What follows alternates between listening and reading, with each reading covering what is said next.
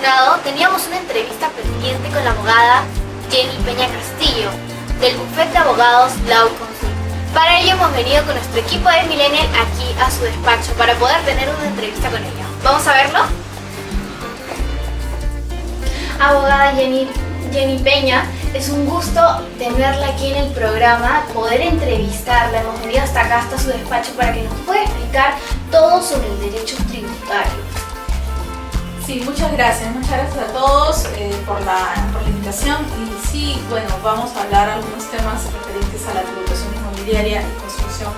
Siempre es importante de cara no solamente a las empresas, sino también a las personas. De hecho que sí. Bueno, a lo que vinimos.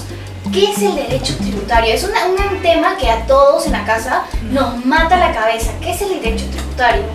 Bueno, es una disciplina, es una rama del derecho muy especial, muy específica, que estudia cuál es, digamos, la forma en cómo en nuestro país tributamos, ¿no? En base a las normas, en función a todo lo establecido en nuestro sistema tributario en el Perú, ¿no? Y ahí, pues, cuando nos especializamos en esta rama, conocemos de todo, conocemos en el ámbito de contratos, en el ámbito civil, conocemos también un poquito de administrativo, ¿no? Entonces, digamos que es una rama muy específica y abarca varias subramas también del derecho, ¿no? ¿Y qué tipo de tributación tenemos aquí en el Perú? Bueno, nosotros tenemos una tributación en realidad enmarcada en función al marco constitucional que tenemos actualmente con la Constitución del 93. Tenemos una tributación descentralizada, vamos a decirlo así, porque tenemos diferentes administraciones tributarias, ¿no? Tenemos la administración tributaria en base al gobierno central, que es la SUNAT, y tenemos también otro tipo de administraciones tributarias, ¿no? Como por ejemplo la municipal. Entonces, en base a ello, nuestro sistema en realidad, como el de la mayoría de Latinoamérica, son un poco compleja, pero al mismo tiempo descentralizada, ¿no? Eso es lo que nos ayuda también de cara, pues, a la tributación, no solamente a nivel nacional, sino también internacional. Doctora, en el programa tuvimos una entrevista y hablamos sobre todo del pago a la renta y todo eso. Claro. No nos explicaron cómo es eso. Claro. Pero ahora la pregunta es, ¿qué pasa si no pago? ¿Qué pasa si una persona X no paga no pagamos nuestros tributos? Bueno, eso tiene varias respuestas en realidad. Va a depender del tipo de contribuyente que seas, pero en sí, en nuestro código tributario desarrolla diferentes infracciones tributarias. De cara a si estamos obligados a presentar una declaración jurada, por ejemplo, que estamos ahorita ya próximos a los vencimientos, eres una persona natural y lamentablemente se te pasa el plazo de vencimiento para presentar tu declaración, pues tendrías una infracción. Eso es lo que pasaría.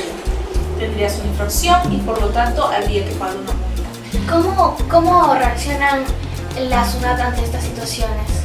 Te notifica, ¿no?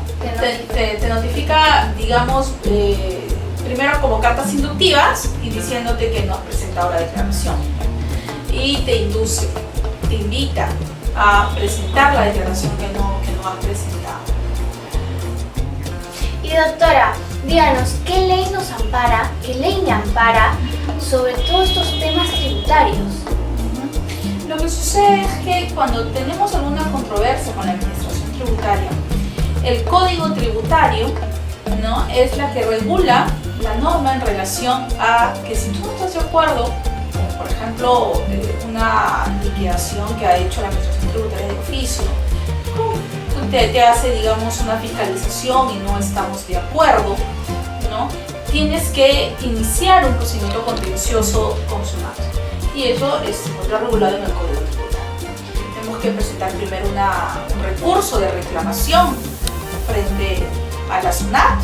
La SUNAT se pronuncia. Luego de ello, si tampoco estamos conformes con lo dicho por la SUNAT, nos presentamos un recurso de apelación para que el Tribunal Fiscal, que es el órgano supremo en el ámbito administrativo tributario, donde ya ahí se agota toda la vía administrativa, se pronuncie respecto de tu apelación. Mire, y doctora, ¿qué pasa si, por ejemplo, en casa, Miguelito ha empezado a girar recibo por honorarios en el 2022 de más o menos 50.000 soles? Ya. Pero ya estamos en 2023. ¿Qué es Ya. lo que tiene que hacer ahora? Bueno, tendría que presentar la declaración jurada anual de renta de trabajo. Ahí va a poder visualizar, Miguelito, cuáles son las retenciones que le han efectuado, si se la han efectuado, ¿no? Y liquidar el impuesto, ¿no? Revisar cuáles son los descuentos que pueda tener, porque en las personas naturales ahora descontamos algunos gastos, como por ejemplo gastos de restaurantes, hoteles. Entonces eso se visualiza en la declaración jurada, ¿no? Pero básicamente lo que tendría que hacer es presentar la declaración jurada del 2022. Y doctora, díganos, ¿qué ley nos ampara, qué ley me ampara sobre todos estos temas tributarios? Lo que sucede es que cuando tenemos alguna controversia con la administración tributaria, el código tributario, ¿no?, es la que regula la norma en relación a que si tú no estás de acuerdo, como por ejemplo una liquidación que ha hecho la administración tributaria de oficio, te hace, digamos, una fiscalización y no estamos de acuerdo, ¿no?, tienes que iniciar un procedimiento contencioso con SUNAT. Y eso se encuentra regulado en el Código Tributario. Tenemos que presentar primero un recurso de reclamación frente a la SUNAT. La SUNAT se pronuncia. Luego de ello, si tampoco estamos conformes con lo dicho por la SUNAT, nos presentamos un recurso de apelación para que el Tribunal Fiscal, que es el órgano supremo en el ámbito administrativo tributario, donde ya ahí se agota toda la vía administrativa, se pronuncie respecto de tu apelación. Mire, y doctora, ¿qué pasa si, por ejemplo, en casa, Miguelito ha empezado a girar recibo por honorarios en el 2022 de más o menos 50.000 soles? Ya. Pero ya estamos en 2023. ¿Qué es Ya. lo que tiene que hacer ahora? Bueno, tendría que presentar la declaración jurada anual de renta de trabajo. Ahí va a poder visualizar, Miguelito, cuáles son las retenciones que le han efectuado, si se la han efectuado, ¿no? Y liquidar el impuesto, ¿no? Revisar cuáles son los descuentos que pueda tener, porque en las personas naturales ahora descontamos algunos gastos, como por ejemplo gastos de restaurantes, hoteles. Entonces eso se visualiza en la declaración jurada, ¿no? Pero básicamente lo que tendría que hacer es presentar la declaración jurada del 2022. Doctora, la ley me dice que es necesario tener un contador o un abogado, un especialista para poder hacer todos estos trámites. No existe ninguna norma que te obligue a contar con un contador o un especialista. Sí sería importante siempre asesorarse con una persona pues, que esté preparada, capacitada para ayudarte de repente a liquidar el impuesto, más si es que eres empresa. Si eres persona natural, dependiendo pues, si tienes ingresos variados, de repente una renta de primera categoría, una renta de segunda categoría, una renta de trabajo, es importante contar con un contador externo. Si eres empresa, sí estás obligada, porque tienes que llevar libros contables y todo. Pero si no, claro, pero si no existe una norma que precisamente te diga que tengas que llevar un contador o un abogado tributarista. Doctora, ¿por qué existen los tributos desde el punto legal? Porque necesitamos como Estado, como país, tener dinero para todas nuestras necesidades, ¿no? Es básicamente eso. El gobierno central tiene a la SUNAT, que es la que nos administra, la que nos recauda los tributos, y todo ese dinero pues sirve para cubrir las necesidades digamos, de todas, ¿no? Digamos, carretera, salud, trabajo, etc. Entonces, todos estos tributos sirven para cubrir estos gastos fiscales, o gastos del Estado, ¿no? Básicamente por eso. Doctora, ¿y cuáles son los límites al Estado para imponer estos tributos? A ver, el Estado tiene algo que se llama potestad tributaria. Y esta potestad tributaria pues se encuentra limitada y marcada en los principios constitucionales. Nosotros tenemos un artículo, que es el artículo 74 de la Constitución, que nos dice, por ejemplo, que un principio importante es el principio de reserva de ley, ¿no? En la cual, en simple, significa que hay temas, hay elementos del tributo que solamente puede estar regulado por ley, está reservado para la ley. No puede encontrarse en el reglamento, ¿no? Por ejemplo, eso es un principio. Entonces, la potestad tributaria está limitada a respetar este principio. El principio de confiscatoriedad, por ejemplo. Los tributos no pueden ser confiscatorios, lo dice el artículo 74 de la Constitución. Entonces, no puedes cobrar pues, de manera desbordada al contribuyente un tributo. Por eso es que en el Perú tributamos en función a la cantidad de ingresos que percibimos, ¿no? Nosotros tenemos por ejemplo, en la renta empresarial tenemos el régimen general, que son empresas que ganan mucho más ingresos y por lo tanto tributan más. Y el régimen IVE tributario, que tributan un poquito menos, el régimen especial, etc. Entonces vamos tributando en función a nuestra capacidad. En equidad. En equidad. Doctora, también hablamos sobre la tributación inmobiliaria. Díganos qué impuesto se paga al hacer una compra y venta de una propiedad. Dependiendo si eres una persona natural o eres una persona jurídica. Si eres una persona natural y tienes una propiedad y la vas a vender, tienes que primero analizar desde el ámbito tributario si es que tiene esa condición de casa-habitación. ¿Por qué? Porque la ley del impuesto a la renta define de que casa-habitación es aquel inmueble predio que está en tu propiedad por más de 2 años y además su uso es habitacional.